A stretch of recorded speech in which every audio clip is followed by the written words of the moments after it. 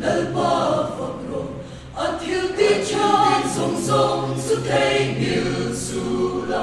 ikolo na angai damta inat na kitidamni inun na tanang oral long umatansu samsam na imuta Bial lay lay na nagimsu atung di chitya Lalpa so fakinong rose rawh pinatsutsat tuanata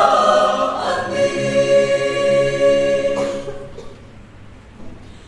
kan suale